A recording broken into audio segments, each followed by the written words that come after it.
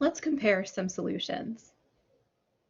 Over here, we have a beaker containing gasoline and water. Over here, we have a beaker containing octane and carbon tetrachloride. Let's look at this first beaker. Gasoline is made up of long-chain hydrocarbons.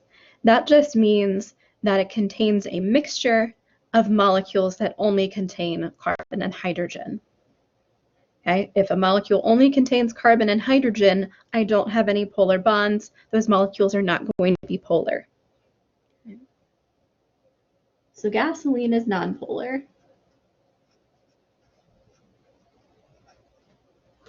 Water, as we know, is polar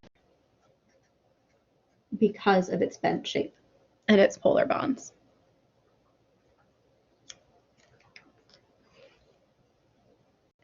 When it comes to figuring out if something is soluble in something else, the general rule is that like will dissolve like, that substances with similar intermolecular forces will be soluble in one another.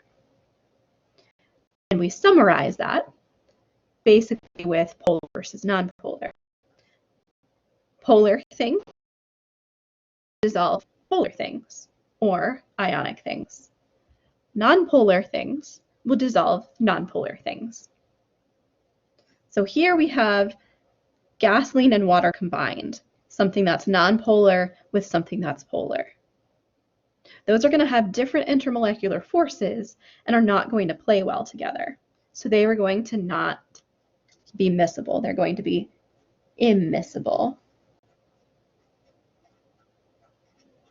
Okay. The gasoline doesn't want to play with the water, so it just interacts with itself and forms a layer on top of the water. Compare that to this beaker over here. Here we have octane.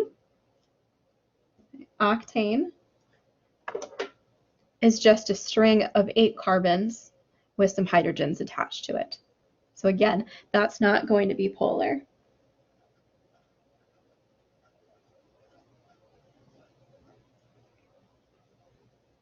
If we look at carbon tetrachloride is CCl4. Let's take a minute and draw a Lewis dot structure for it.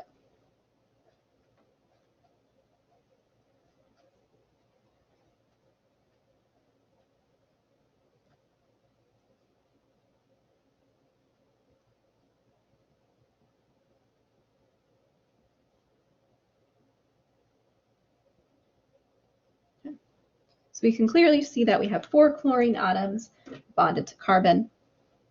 Chlorine is significantly more electronegative than carbon. So those are going to be polar bonds.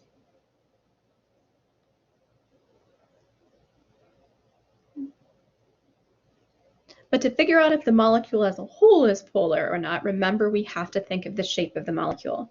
So this is tetrahedral. So all of those bond dipoles are going to cancel, meaning that it's nonpolar. So carbon tetrachloride is also nonpolar. Like dissolves like, so nonpolar things are going to be soluble in nonpolar things. So these are miscible in one another.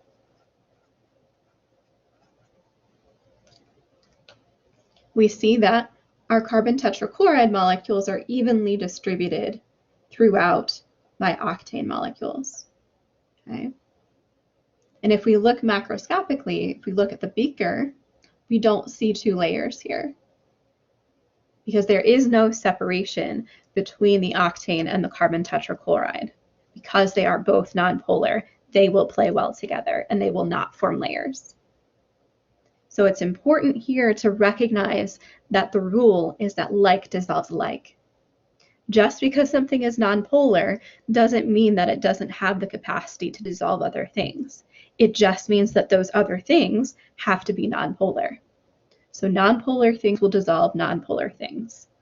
Polar things will dissolve polar things or ionic things.